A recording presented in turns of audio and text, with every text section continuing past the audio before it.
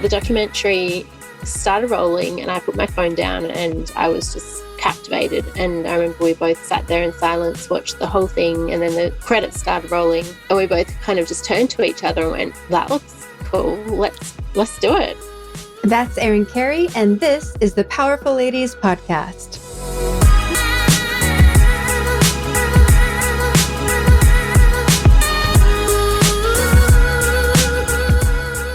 Hey guys, I'm your host, Cara Duffy. And in this episode, I am very excited for you to meet Erin Carey. She's the founder of the PR agency Rome, which she created on and runs from the boat she and her family live on while they sail the world. Yes, she is that cool. We discuss how she, her husband, and 3 kids ended up living on a boat, why we must go after a life that is truly our own design, how to get internet anywhere in the world, very important for those of us who want to be roaming entrepreneurs, and what it really looks like when we say yes to the universe, both the good, the bad, the hard, and the awesome.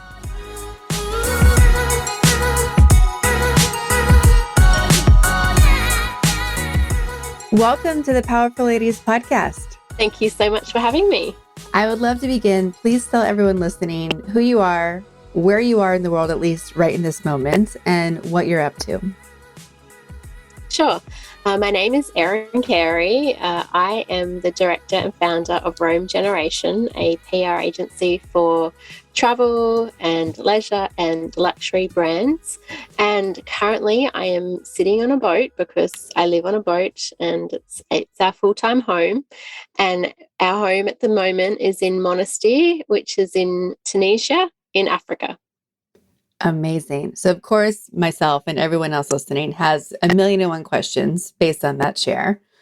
But before we get into all the travel bits and why you're on a boat, tell me, how did you start your agency and what surprised you most about that since you started it?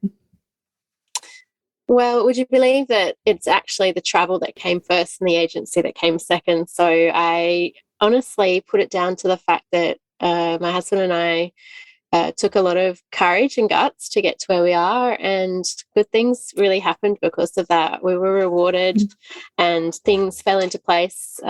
Essentially, my PR agency happened quite organically while we were traveling by boat around the Caribbean.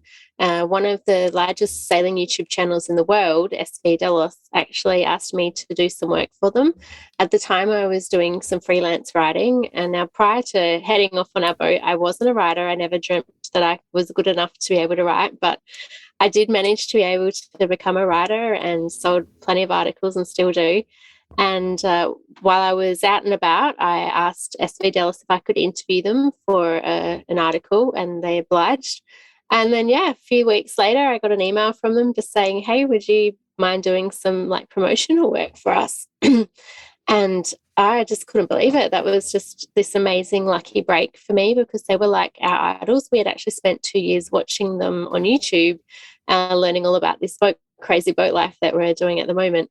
So one thing kind of led to another. I had my first client and then it grew from there. I realized I actually really love this. I like it more than writing, and I'm better at it. I'm really good at it. It's kind of comes natural to me. I love the hustle. I love the connecting and thinking, how can I make this work and not taking no for an answer. It really suits my personality. So once I realized that this was something that could sustain our travel full time, because originally our travel was only a sabbatical. But once I came across this opportunity to start a PR agency afloat, it became reality that we could continue doing this full time and indefinitely. Now, I'm not saying that we will do it indefinitely, but we have the option. So it's always nice to have some options. And so now I run my PR agency full time from my yacht. Now, it's not a super yacht. It's just a regular 47-foot, 1980s boat. However, I have an office space, dual screens, all the latest equipment. I've got internet everywhere we go. Obviously, if there won't be any internet, we can't travel to to that place, but that's fine because pretty much everywhere has internet these days. And I'm able to run it remotely, 100% remotely, staffed by remote digital nomads also who are in different parts of the globe traveling as well. And my clients are also all remote. I've not met most of them in real life, so it's great, and I get to use my creativity and my drive and entrepreneurial kind of side while also traveling the world and spending time with my family, which is the whole reason that we chose to do this in the first place. So much of that share checks all the boxes of things that I care about. So my questions, I think, are just going to expand, not get fewer as this goes on. But, while we're thinking about you and your clients, what type of people do you work with, and who is a perfect fit for you?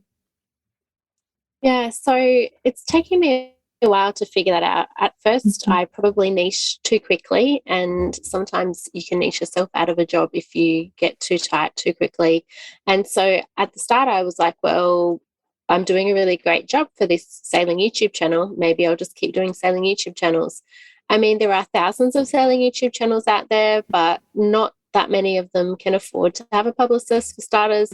Those that can, there might only be the top 50 or something, and then there's only so many publications that you can tell the same kind of stories over to. So pretty quickly I realized that wasn't the right niche for me, but I knew that I wanted it to be something to do with travel, because that's my passion. If I was running a PR agency for say, a makeup brand or a baby and children's product or something, I wouldn't have the same level of passion. And that's what gets me the results that, gets our whole team the results, because we're all travelers, we're all passionate about that. So our ideal clients are businesses, brands, companies, mid-size companies that are a little bit different, living life differently, a boutique camping experience in Africa, or a cycling company that has tours that cycle around Iceland, or an app that's created for digital nomads to find accommodation, or a charter yacht company based in the Maldives. You know what I mean? Something a bit different that's to do with travel, luxury, leisure, and that appreciates the fact that we run from a boat, not sees it as a negative, but actually as a positive. And it really is positive, because I find I get a lot of interest from journalists if I kind of just throw a sentence in there that, by the way, I'm writing from Africa, or I live on a boat, I run my PR agency from a boat. I always get replies, and it definitely works well. And often I'll get myself in a publication, and then I'll be able to also say to the journalists, is it okay if we include a few clients? Or because I've been in it once, they'll get my clients in next time type thing. So yeah, there's a lot of bonuses for working with us. That's just a couple of them. But yeah, I still kind of pinch myself that I've been fortunate enough to create this lifestyle and this agency, which I am really, really passionate about. Well, for everyone who is listening and not watching this episode, the more you talk about it, the bigger your smile gets. So you really see, as you're sharing, it's literally like radiating, like, yay, like, this is my life. This is what I do. Yeah. Look, I knew deep down that something would come up for me. I had no idea what it was, but I could never have predicted this. To be honest, 5 years ago, I didn't even know what PR was. So it's funny that how life works out. But yeah, pretty stoked by it. Well, I think it's a great segue to go to, what was life like before the business, before the boat? Give us the background story so we can kind of see from where you went to where you are today. Yeah, so look, life was good. It was normal. It was happy. It was certainly nothing wrong. Maybe was something missing, perhaps, but I probably wouldn't have been able to put my finger on it. We were just a regular family, middle income in the suburbs, 3 children, both worked full time, had big mortgage, 2 cars. Like pretty regular. We're Australian. We lived in Australia, and I am aware that obviously comes with certain privileges. We have a visa and a passport that allows us to travel to a lot of different places in the world. And so I'm not saying that everyone could do what we do, but I like to kind of stress that we weren't wealthy in our own right. We weren't given any money by our parents. We were just regular. And so I worked for the Australian government. My husband also did. We were public servants. We had very comfortable jobs with good benefits. And in a sense, that kept us trapped in a way, because I was always too scared to leave. And I thought about it so many times, but then I'd get pregnant and, stay because there was, the good maternity leave, or we knew we were going to go overseas in a year. So I'd stay because the work was going to give me leave of absence. So there were so many reasons for me to just never leave. And before I knew it, I'd been there for 17 years. And, even saying it out loud, I'm like, why did I stay so long? That just is not me at all. It's too safe. So anyway, I did stay for that long. And one evening we had put the kids to bed. As a parent, how it is when you finally get to sit down at night, you're exhausted and you just kind of want to veg on whatever's going on Netflix. And I was just looking through my phone. And my husband chose a documentary. We didn't discuss it. He just put on whatever. I probably wasn't even planning on watching it. But the documentary started rolling and I put my phone down and I was just captivated. And I remember we both sat there in silence, watched the whole thing, and then the credits started rolling and we both kind of just turned to each other and went, that looks cool. Let's do it. And it was a documentary called Maiden Trip by Laura Decker, the youngest girl to ever have sailed around the world. At the time, she was about 14, which is just insane to think. I still don't know how she did it.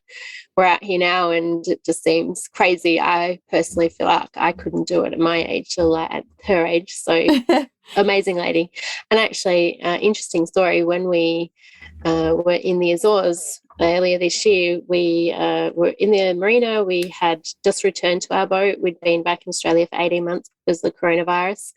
And Laura Decker's boat was there. And my husband kind of came back in the dinghy and said, oh, Guppy, what's that boat, Guppy? And I was like, are you serious? That's Laura Decker's boat. He goes, yeah, it's just over there. I'm like, why are you not more excited about this? This is amazing. He goes, I'm sure she's not on board. And I was like, oh, yeah, I guess you're probably right. Anyway, we went up to the boat. We quickly all jumped in our little dinghy and drove over and went and knocked on the hull. And sure enough, she was there. And so we got to see her in person, speak to her, thank her, tell her, like, you are literally the reason that we've changed our whole lives. She invited us on board, gave us a tour of her boat and everything. So that was pretty special. But I also had another really serendipitous moment just the other day. And that's the thing, like, these things happen all the time. I have found since we decided we wanted to do this big thing, there were so many little moments. I can't remember them all, but so many moments would crop up where I'd be like, this can't be just a coincidence, or this is too much of a coincidence for this not to like meant to be. It's like the universe conspired to make our dream come true. But just the other day, I had an article published in Cruising World. I actually wrote it about 2 years ago. It was just finally published. And only one person wrote to me. I mean, every now and then someone emails and comments on the article. And he just said, my advice is just to keep going for as long as you can, because I did it with my 3 sons who are similar age as yours 25 years ago on our boat called Northern Magic. And I was like, Northern Magic, why does that ring a bell to me? And then I realised that was a book that we read while we were back in Australia, in between deciding, do we sell our boat? Do we keep going? We're back home now and it's comfortable, and maybe we shouldn't tear the kids out of school again. And what do we do? And it was a winter's night, and we just started reading this book to the kids. And yeah, that was the book that after a few chapters, I kind of just turned to my husband and said, because I remember my eyes were welling up as we were reading it, because the emotions were so strong of remembering like what it was like living on the boat and being together and being free. And yeah, that was the book that made us go back to, or come back to our boat. And he reached out to me. Little did he know that he had a major kind of impact on our on the trajectory of our life as well. So again, there's so many little things that crop up along the way, which I think makes you feel like you're in the right place, doing the right thing. Having done hundreds of these episodes at this point and working with all the entrepreneurs that I work with, I am continually amazed at how those moments show up more and more and more. and they show up for anyone choosing the life that they always thought they wanted. These entrepreneurs and these people who take the risk to live a life that is truly their design. Like you said, I think there is this element of the universe being like, yes, you're finally going to play. You're finally going to do it. Like I whatever forces there are in the universe, but they tend to get bored, I think. They are bored by us choosing ordinary. So the second that we don't, they're like, yes, okay, let me remind you it's safe. Like keep going. And so many people have these stories of these little golden nuggets along the way that allow them to be like, okay, I made the right choice. Okay, it's going to work out. Because it's scary, deciding to, I'm assuming you sold a bunch of things and bought a boat and you're like, what the hell are we doing? Yeah, totally. We did all of that. So the first time around, we rented our house out, but we bought a boat sight unseen from the other side of the world. We weren't sailors. We'd never owned a boat. We didn't have any savings to buy a boat. So we were in no position to have made this happen, but we figured out a way and we did it. And so it took us about 2 years and 2 months from watching that video one night to flying out of Australia on one-way tickets to the Caribbean. And when we first arrived, we literally didn't know how to move from point A to point B. We had bought a little trailer sailor in the lead up, so we'd practiced, we'd learned how to sail, on smaller boats. And my husband was very technically minded, or is very technically minded and capable, and he knew that he would be able to do all the maintenance and everything. So I think it's important that you at least have somebody who is able to do all of that, because that's a big part of living on a boat. But yeah, to make it happen, we had to make a stack of sacrifices, and we sold a stack of gear, sold all of our cars. But then because it was always a sabbatical, so after 2 years, actually just before 2 years, we ran out of money and we had to go home essentially. But soon after we arrived home, the coronavirus struck as well. So not only were we home, but we were trapped. And we still owned our boat over, it was left in the Azores, which are little islands off the coast of Portugal. So she was sitting there waiting for us, and what was going to be 6 months. I mean, in hindsight, 6 months probably would never have worked. We would never have had enough time to save enough money and for me to get my business like really off the ground. So everything happens for a reason. We ended up being home for 18 months, and it was perfect for me to really get my business established and to be making enough money to support us financially. But we had to make a decision. Do we keep our house or do we sell it? And in the end, we just sold our home. So we sold absolutely everything. We've got a few boxes in a cellar at my mother-in-law's house. But other than that, we are free out here essentially. And look, I'm not going to say that it's perfect, because it's really not. And that's been part of our journey and our lesson of learning, okay, well, we've done this amazing thing and we're supposedly living our dream life. Why isn't it dream-worthy? I mean, it looks like it is on Instagram and on paper, but you have the same challenges out here as you do back home. So it's been part of our story, I think, is also figuring out what if this isn't our life, how else can we redesign it, and what will it look like next, or how can we make this one better?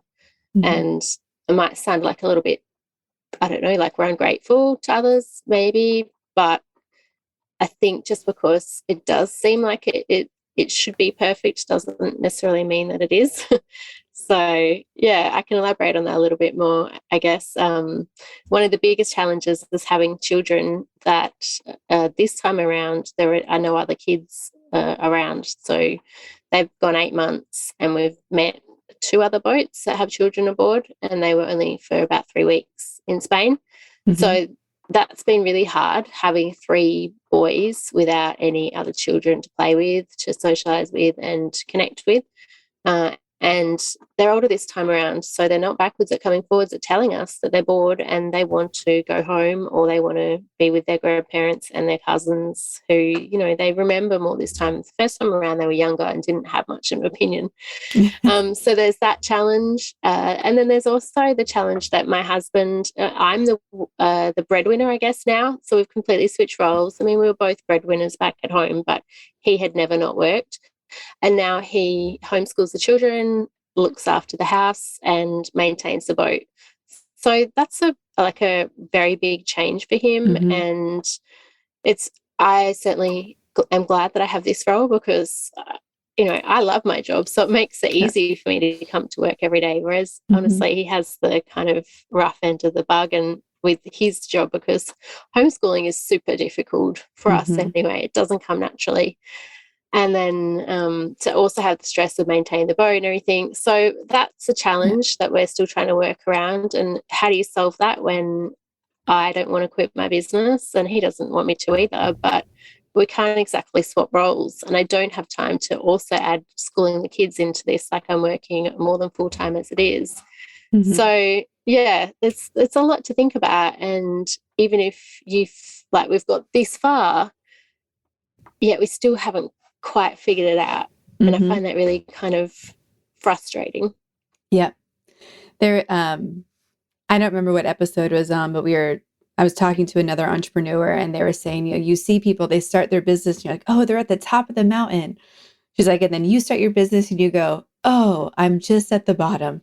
Like the perspective keeps shifting where, we from the outside and it looks like you've made it. And then you're in it and you're like, oh my gosh, no, there's like another 10,000 feet we have to climb before we can get a view. And we were talking about embracing it as we chose to jump in because we wanted the journey and we didn't realize how big of a journey. We didn't realize that we were going for Everest from the first jump. And how we can keep changing that perspective and accepting that every great choice we make is going to be the start of another mountain because, that nervous feeling in our stomach is the fact that we don't know what we're getting ourselves into. And, we can do it though. How do we keep coming together? Exactly. I'm sure there's so many people who are listening to this who love travel, want to do this, whether it's a boat or a tiny house or just to figure out how to travel the world in general. And I think it's really interesting that you and your husband had the aha moment at the same time. Because I think often we hear people like trying to pull the other one into like breaking free. It seems like it was very organic for the both of you to be like, yes, at the same time. And has it been that way? And is it just shifting now with the role changes? Or is it something that you guys have been kind of playing more of a tennis match than, on the same page all the time?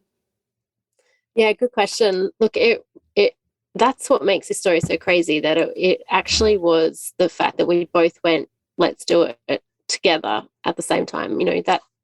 That's to me is crazy because how does that happen?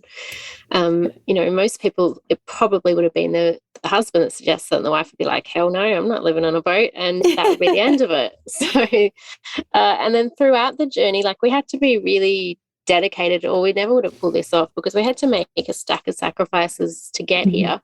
So I think while we were pretty much both on board equally the whole way, there were probably moments where it just felt too hard and I wanted to quit or he wanted to quit. Luckily, it never happened at the same time. So if someone kind of felt that way, the other one would be like, come on, we can do it, and cheer them on. And a few days later, they'd be back on board.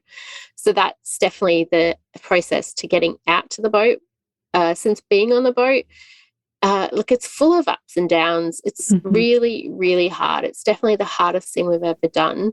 But we came back. So like that, it obviously shows that it's also the best thing we've ever done. But it doesn't come without enormous challenges. But we have to remind ourselves that living at home also has challenges. They're just different kind of challenges. I remember when we went home in the middle of our journey when the coronavirus happened and we had to go back to regular life pretty quickly. The kids went straight back into school, same school. We had to quickly buy a car. We both started working full-time again, and we had sport commitments, play dates, christenings, birthdays, regular life things. And I was like suffering from anxiety. I would just felt so overwhelmed by everything and thought, how did I used to do this? And how do other mums do this? This is a lot. And so, it's just kind of like, which hard do we want? And so that's kind of where we're at the moment. We know we're not ready to sell the boat just yet, but we don't know what it's going to look like in the future because I just don't know if we can keep doing homeschool. Mm-hmm. And then you kind of ask yourself, well, are we quitting? We're not quitters. We don't want to quit. But then sometimes you have to know when to quit and to say when things aren't working for you, especially for your mental health and Mm-hmm. to do what's right for your marriage and everything. So, yeah, look, it is amazing and we love it. And for all I know, we could still be doing it in 5 years' time. That's the beauty of it. I honestly don't know how long we'll be out here. We keep saying that we're going to do it for as long as it's fun. And at the moment, it's a little bit less fun, but I know that this does go in cycles. And in about a month's time, we head off to Italy. And because being Australian, we can only be in the EU for 3 months and then out for 3 months. So we're now out of the EU period for 3 months. We're in Africa. It's different. Probably a bit of culture shock. There's not a lot for the children to do. And we're hoping that once we get back into the EU, we'll go to Sicily. There's meant to be other kids that are going to be there. And we'll fall back in love with the boat again, and we'll be like, yeah, let's do it, and we'll go for another couple of years. But I also wouldn't be surprised, and I keep putting this out to the universe, and I've said this from day one. I remember people would be like, oh, how long are you going to sail around the world for? And I'd be like, who knows? Maybe 1 year, 5 years, 10 years, maybe something will crop up along the way. And I'm kind of willing that something crops up, and I'm thinking, I can imagine us like manage a hotel, or I can imagine us renovating a property and making it into an Airbnb or flipping real estate or something. Something will come up, I'm sure, and then we'll know that we'll move on to the next part. Or maybe we'll do, and this is the beautiful thing, we have options. Maybe we could do 6 months on the boat and 6 months off the boat. Maybe something like that would work out. But for now, we're just going to keep taking it as it comes. And I really make it a point to remind myself how fortunate we are to be out here, how amazing our life is. We're in Africa. We went to the Sahara Desert a couple of weeks ago.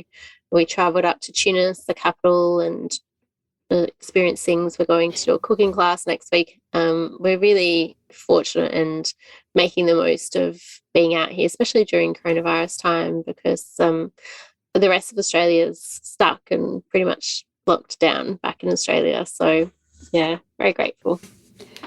Well, a couple of things popped up for me when you were sharing all of that. One is I have to connect you to another past guest who she and her husband divide their time between Paris, the French Alps, and Corsica.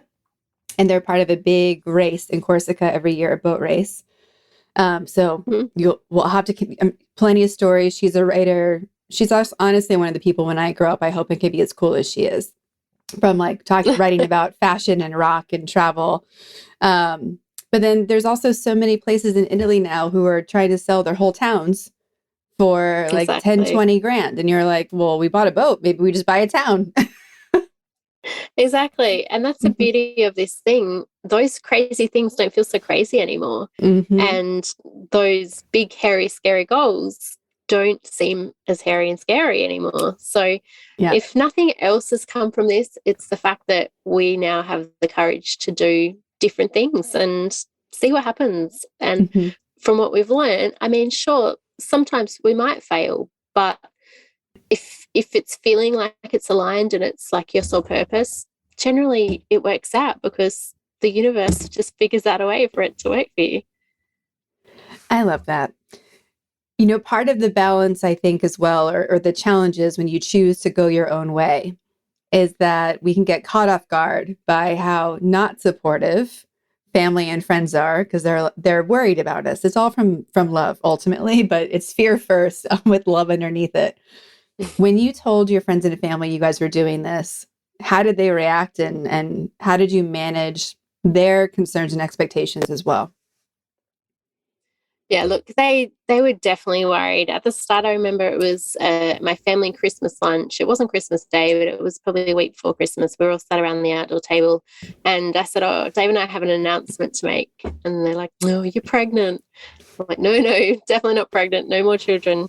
But we said, we're actually going to buy a yacht and sail around the world. And everyone practically spat their drinks out. And then everyone just started laughing.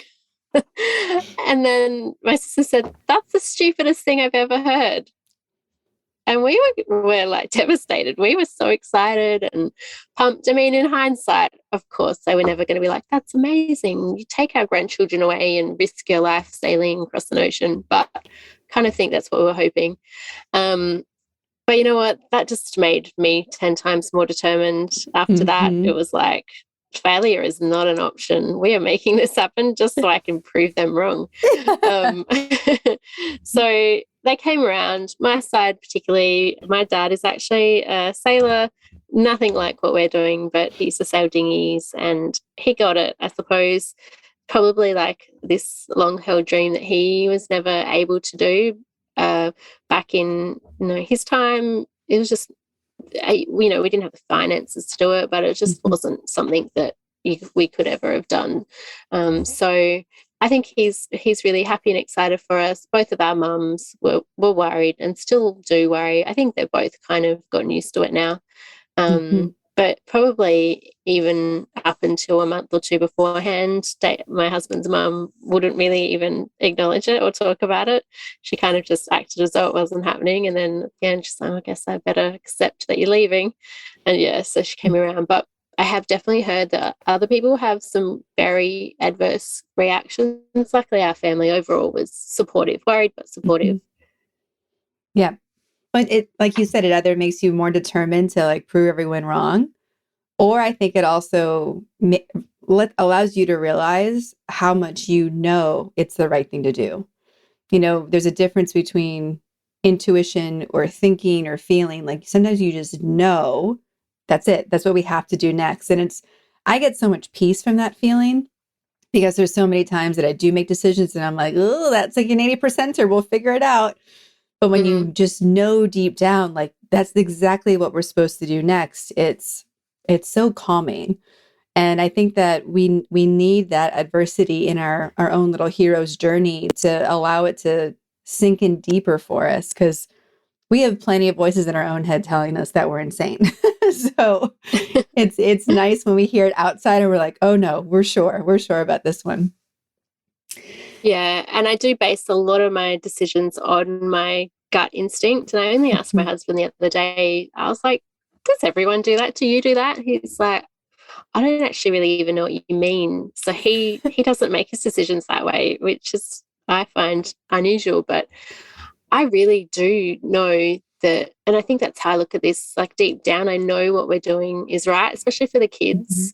I know that when they're adults, they're going to look back and they're going to go, thank you so much, Mum and Dad, for doing that. Like we had this amazing childhood. We grew up on a boat sailing around the world. Like who does that? And it's going to shape them. And they're going to be problem solving, entrepreneurial, challenge taking, risk taking individuals because of that. So when sometimes I'm doubting that we're not giving them the best education or they're bored, I mean, is there even really anything wrong with bored? But I think we've just kind of come to think children should never be bored. But yeah, deep down, I know that we're doing the right thing, and it's a nice feeling. Well, it just feels nice to be living intentionally. Yeah. Right? Because there's so often that we wake up and don't remember why we chose this job or this town or this house or this life sometimes. And that's to know that you chose each piece of it because you had to. and it's, I think it just gives a little bit more of that. There's that weird balance of freedom and confidence that comes from going through all those exercises. And especially when you have to downsize and choose what's going to, not just things, but like what's going to come into this next life. Because you were rattling off all the things when you went back, and all those things don't make it on a boat. They just don't. Yeah. Yeah. And that's it. And that's our future life is going to be built piece by piece out of intention rather than, well, this is just where I grew up, so this is where we'll live. And, well, I got this job, I guess I'll just stay here and work up the ladder. And, that's kind of how you make your decisions in the rat race. And that's fine. I hate to think that people think that I'm judging the rat race. I'm definitely not. But I I just can't see myself going back to that, at least not yet. If that's down the track, what we decide is best for our family, then I'm going to definitely make the most of it, and I'm sure I'll be happy again in the rat race. But for at the moment, I'm thinking, well, if we do settle down somewhere else, we're going to get to choose what town that's in, and we're going to choose whether we get the enormous mortgage and have the nice house, or maybe we'll just get a small house and a small mortgage, because we don't need that. We value, having money. Having time and not needing so much money anymore. So yeah, it is exciting knowing that we're going to design our future life, I suppose. Would 8-year-old you have predicted this life? Never. At 8 years old, I used to get dragged along with Dad to sailing lessons. He used to teach learn to sail lessons. And I was mortified because the cool kids were in their speedboats, and here I was with Dad in those hats with the flaps at the back and zinc on my nose and wearing really old faded life jacket in little dinghies, and the cool kids were in their wetsuits and with their stereos blaring in their speedboats. And I used to get teased at school. My nickname was Sailor Girl. Crazy that it's turned out that, okay, I'm a sailor girl now. It's not actually that offensive. But yeah, no, I couldn't have predicted even 24 hours before we watched that show on Netflix. If you had have told me that tomorrow you're going to watch a movie on Netflix and completely change your life and buy a yacht on the other side of the world, I would have been like, did we win the lottery? Because that's insane. Of course, you're on the Powerful Ladies podcast, and you were nominated to come on here because of you choosing to live your life intentionally and choosing both the boat life and entrepreneurship and everything that's gotten to you from there to here, and how inspiring that is for other people. When you look around at your world, who are the people or the women who have really inspired you along the way and encourage you, give you the confidence to keep going? It's a good question. I remember in the lead up to doing this, we actually had some international students live with us for weeks, months at a time. They would pay rent to us, and that was the way that we saved up. And I went to one of their graduations, and someone was talking about success and who in your mind is successful. And at the time, and it's funny because I asked my husband afterwards, and I think he was actually thinking of the same people. It wasn't anybody famous. It wasn't anyone well known. We both thought about the family who had given us coaching to help us get out to do this job. To do this lifestyle. They had set up a coaching business online called Sail Totem, and they help families like ours go from basically zero to sailing. And we both thought, you know what, they're successful because they have created their life by design, and we hadn't yet got out on the boat. So that's, I guess, I look up to people like that. I actually, I have a beautiful mum. My husband has a beautiful mum. Neither of them are anything like me. And I wouldn't say, I definitely got loved and nurtured from them, and I'm able to now love and nurture my own children, but they weren't driven, or they're not driven at all. And they were happy with a very regular life, which hats off to them. It's not for everybody, and I understand that. So I personally can only think of one other female that inspired me, and it was just a lady that I worked with for most of those 17 years. And I don't know what it was about her. I just liked her way, and she probably taught me quite a lot, because I started there when I was about 20, stayed there till I was probably 37, and I just learned a lot from her as well. But, she wasn't doing anything that different or anything like this, at least. So I couldn't actually tell you one person that's inspired me, and I don't actually know how I got here, really, because neither my husband or I have had these really influential role models, and we do talk about that sometimes, that, we kind of wish that we did, but we haven't. Yeah, we still figured it out ourselves anyway. When you hear the words powerful and the words ladies, what do they mean to you individually, And what do they mean when they're sitting next to each other combined? When I found your podcast, straight away I disregarded the fact that it would be relevant to me because I'm not a powerful lady. I think of successful women in a suit. So powerful, I think, of making a lot of money and making a lot of big decisions. And ladies, well, I like to think that I'm a lady, but I'm also a sailor. So I don't know if you can have those two go together. Together, like I said, I wouldn't have predicted that I would be a fit for that type of podcast. But when I read your description and heard all about it and then started listening, I was like, oh, wow, maybe I'm a powerful lady. So that was pretty special.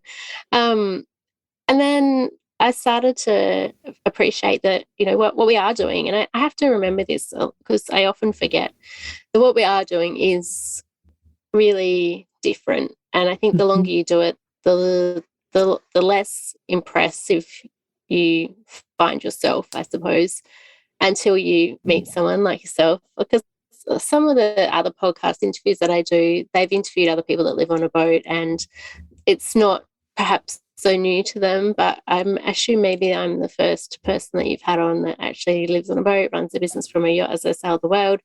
And so when I talk to people like you who really do seem amazed by what we're doing, it reminds me that what we have done and have achieved and have managed to pull off so far is really amazing. And if I can inspire even just one other person to do something, and it doesn't have to be living on a boat, it doesn't have to be sailing or even traveling the world. If it's traveling your state, if it's getting out of the house because you have not left the house for a long time because of the coronavirus, and you hear this and you're inspired to go on a day trip, whatever it is for you that is a big step, like I just want to inspire you to do that, because I promise you won't regret it. It is going to work out.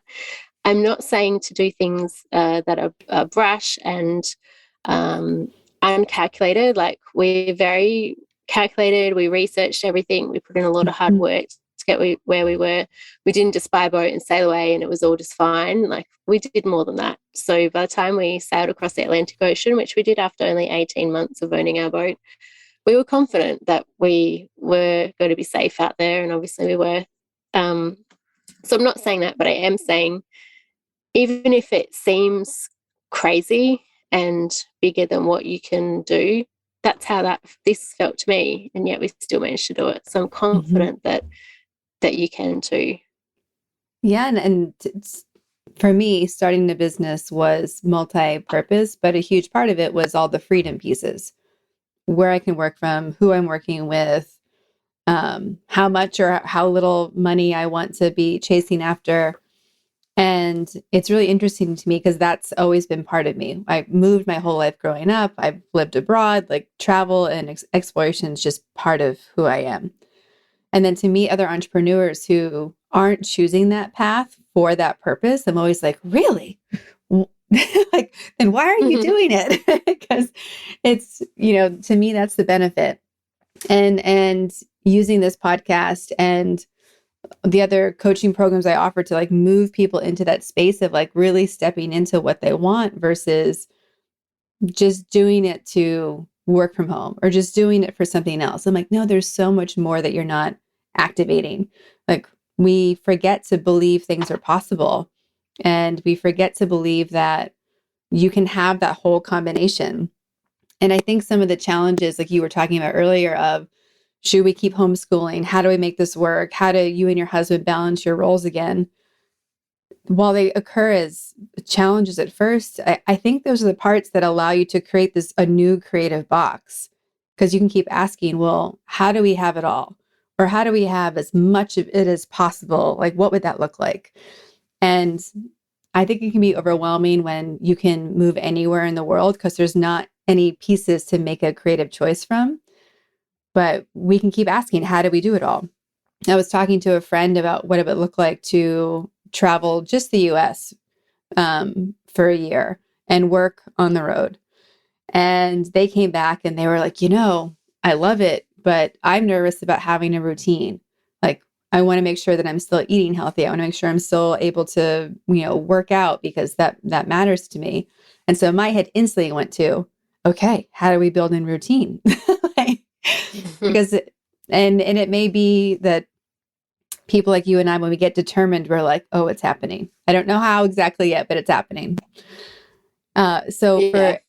for everyone that's listening, who there's a small seed planted of like, I should start dreaming bigger, or I should start figuring out what's next. How would you tell them what's the next step they should take? What's step 2? Yeah. And then that's really how it starts for me. It's a seed, and I feel this little sense of excitement. And that's where I know to start leaning into something. Or I'll see the same kind of thing numerous times. And then I'll be like, this is weird. Why have I seen 4 articles in random places about the same thing? And then I start looking into it, getting that little buzz of excitement. And then it's funny, I do think that it is kind of that simple for me, that I make the decision and then go, yeah, this is happening. Obviously, when it involves my husband as well, it has to be a 2-part decision, getting him on board as well. But I think after that, we work backwards. So we figure out what we're going to do. And then if you commit to that, like failure is not an option and it's non-negotiable, you're doing that. And you speak about it like you're doing it. So don't kind of say things like, oh, if we buy an RV and travel America, you're like, when we buy our RV and live in it for 12 months in 2 years' time. So set a date. It's really important to set a date. Don't make the date too far out that you're going to lose interest, because it's going to take a lot of sacrifice, and keeping that momentum going is difficult. We did it for 2 years and 2 months. Not sure I could have gone much longer, because we cut out all takeaway, all dinners, all buying of clothes. If we didn't need it for the boat, basically we didn't buy it. We had international students living with us. We cancelled private health. We cancelled subscriptions.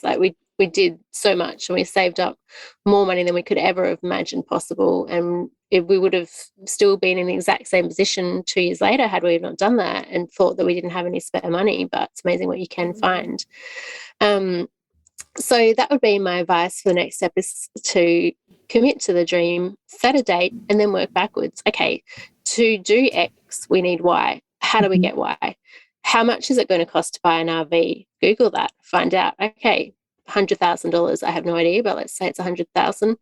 Figure out, can you remortgage your house? Can you rent it out on Airbnb? Can you rent out a couple of rooms in the next year or two to make more money? We took our children out of private schools and we put them into public schools. I applied for a promotion, probably wouldn't have bothered doing that, but it forced me to do it, and I got it, and that brought in more money. And every time we saved a bit of money, every time we cancelled a subscription, we would set up a transfer for that extra $28 or $49 or $75. And it would just go. And we didn't really miss it because, well, it was going to Netflix or it was going to whatever anyway. But we didn't have time to watch Netflix anymore because we were so busy getting ready for this journey. And then when we did sit down and watch TV, we'd just watch YouTube, watching all the sailing YouTubers, keeping us inspired and motivated. So that's another part of it.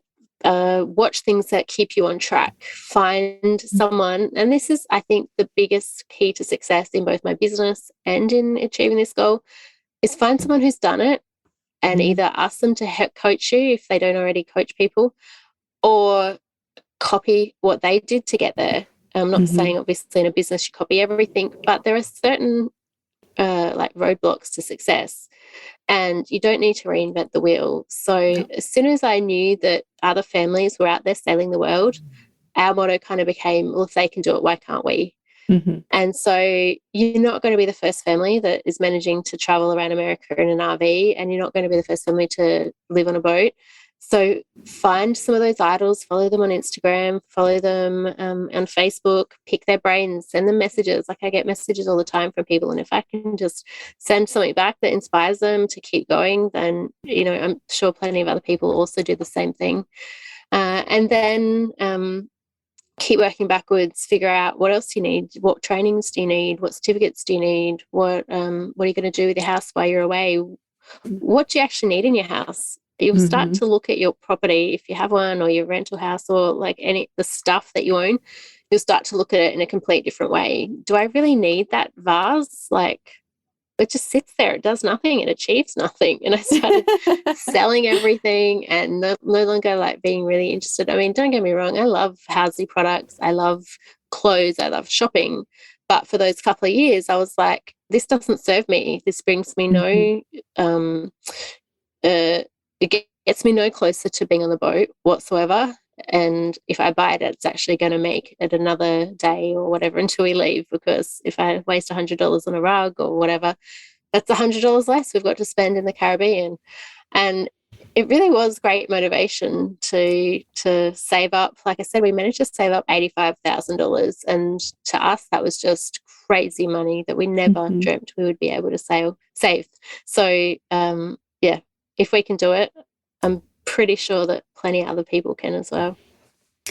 Well, and I know a question that people ask all the time when they're trying to figure out how to pivot to working remote is, how is internet available in all these places?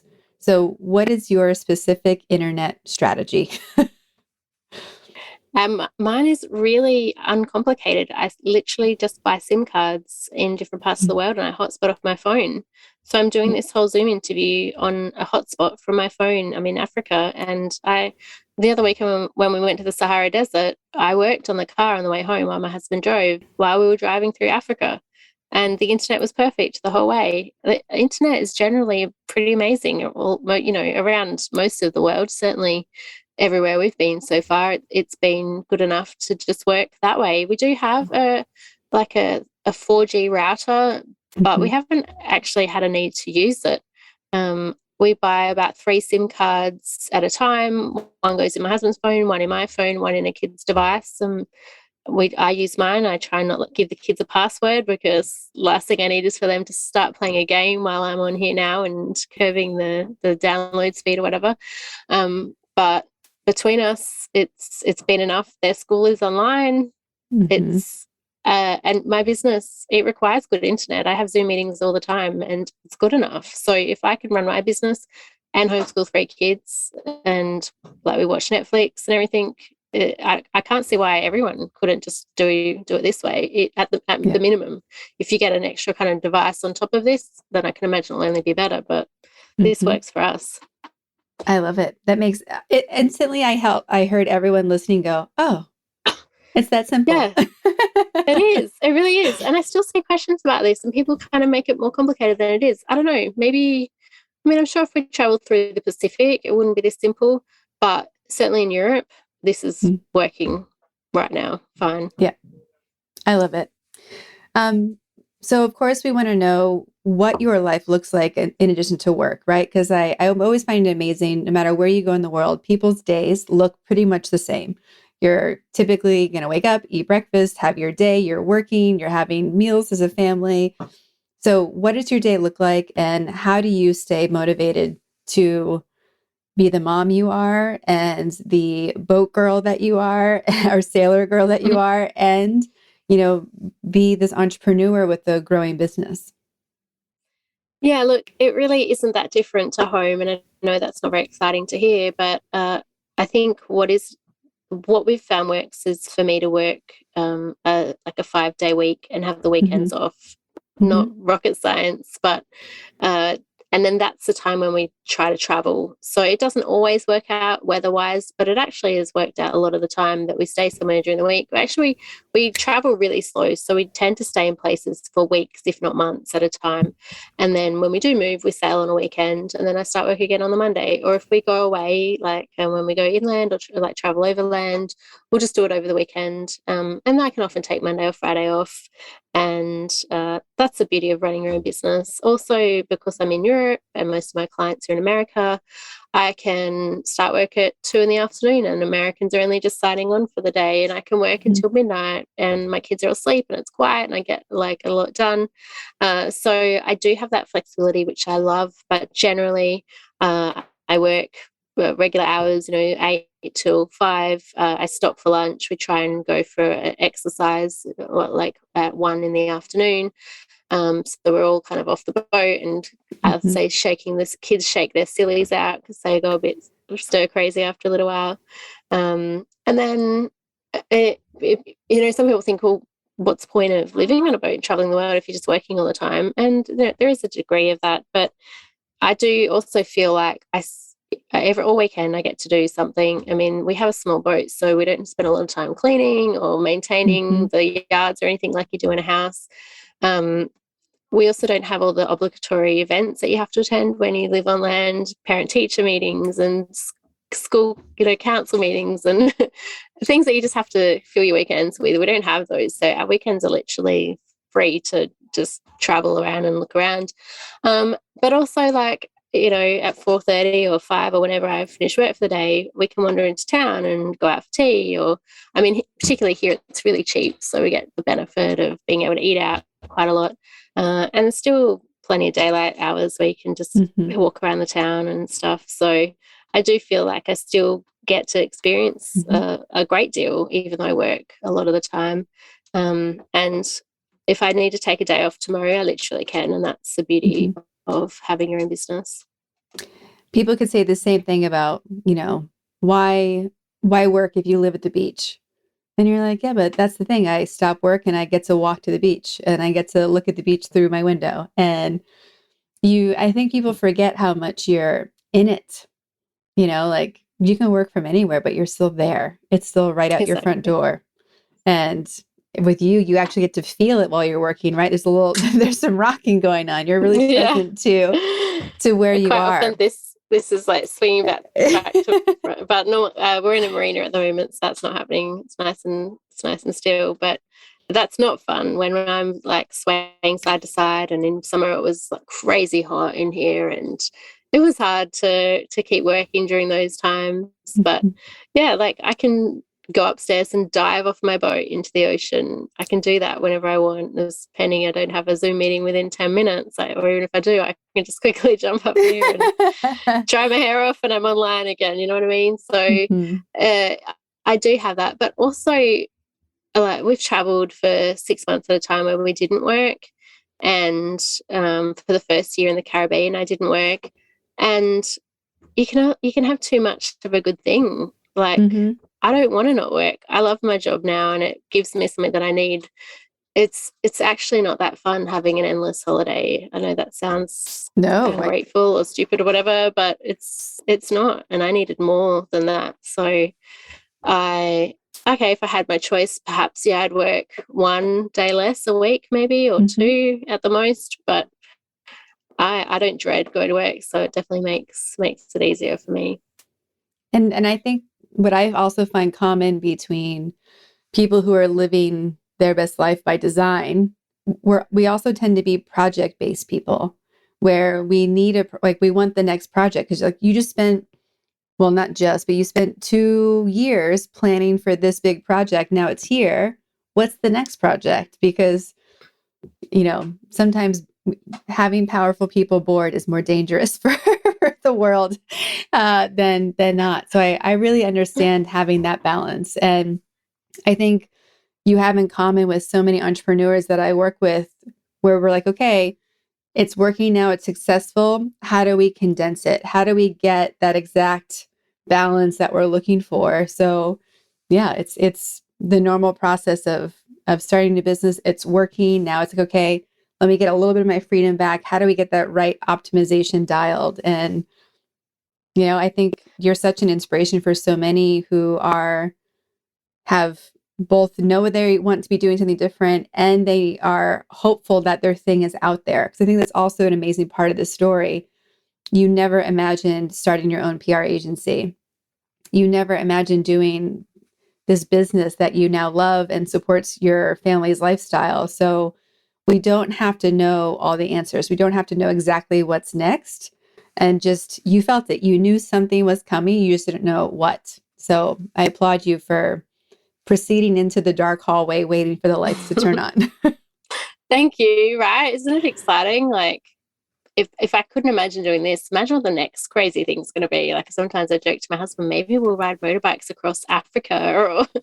And that's the thing, you can just be crazy now and think up just ludicrous things, because we pulled this one off, so maybe we can do something else.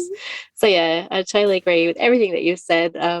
It's been really, really fun talking about it all, and I think that's the great thing about doing these podcast interviews is it helps you remember why you did all this, why you worked so hard to get out here. And at the same time, I know what you mean about always like, what's the next goal? What's the next achievement? And sometimes I think, is that a healthy thing? And I try to remind myself to like, how about just sit and enjoy this? You've pulled this off. Let's not like rush to get the next achievement. Maybe it's not all about that. Maybe life's not about constantly achieving things. Maybe it's about appreciating what you've got. And I'm really trying to be mindful about that at the moment. Well, I know that you had some great quotes you wanted to share as well, that for everyone listening. Do you want to share those now? Yeah, sure. So, I mean, one of my favorite ones is there is freedom waiting for you on the breezes of the sky. And you ask, what if I fall? Oh, but my darling, what if you fly? And I just love that quote. It's by a woman also called Erin Hansen. And I loved that from the moment I saw it. And that I put that on my very first website, which is really old now, but still somewhere in the internet. I also love, like, they're just pretty basic motivational quotes, but it's a slow process, but quitting won't speed it up. And a life without love is like a year without summer. And so you can see what's the word I'm looking for? The traits here. It's about positivity and summer, and this next one is when you can't change the direction of the wind, adjust your sails. So I've thrown in a boat on there as well. So yeah, they're applicable to my life, and I try and remind myself of those things. It has been such a pleasure to talk to you. I am so thankful that I got to start my morning with you. So I'm fully inspired on this Monday. I'm about to go into the Rise and Thrive call I do with my group every week. And so I'm just going to bring all this energy there. So thank you for that. It's nice to not only see someone who has an affinity for striped shirts first thing, but we're dressed the same, both got our silver necklace around our neck. Yeah. I know. But yeah, thank you for being a yes to Powerful Ladies, to sharing your story, and to listening to your best life calling you. Thank you so much, Cara. I really appreciate you taking the time to interview me, and for my name to be associated with a podcast called The Powerful Ladies it's something that I'm really proud of and will never forget. For everybody who is also inspired by you, where can they find you, follow you, and connect? Of course. So my business, Roam Generation, it's ROAM, which also happens to be the name of our boat, is www.roamgeneration.com. And on all socials, it's at Roam Generation. And so that's where you can connect with me for anything to do with public relations, for, like I said, travel, leisure, and luxury brands. And then if you just want to keep following along on our story, about our story, it's Sailing to Rome, so Sailing TOROAM, and that's again on Facebook and Instagram. And there you'll just find photos of our journey and trials and tribulations of our crazy life sailing around the world with 3 kids on board. Amazing. Thank you so much. I can't wait to connect with you in the future and get an update.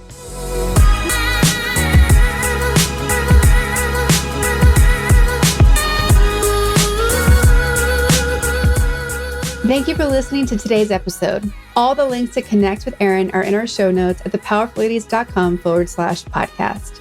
There you can also leave comments and ask questions about this episode. Want more Powerful Ladies? Come join us on Instagram at Powerful Ladies, where you can also find free downloads to start being powerful today. Please subscribe to this podcast and help us connect with more listeners like you by leaving us a 5-star rating and review on Apple Podcasts. If you're looking to connect directly with me, visit caraduffy.com or come follow me on Instagram at Cara_Duffy. We'll be back next week with a brand new episode. Until then, I hope you're taking on being powerful in your life. Go be awesome and up to something you love.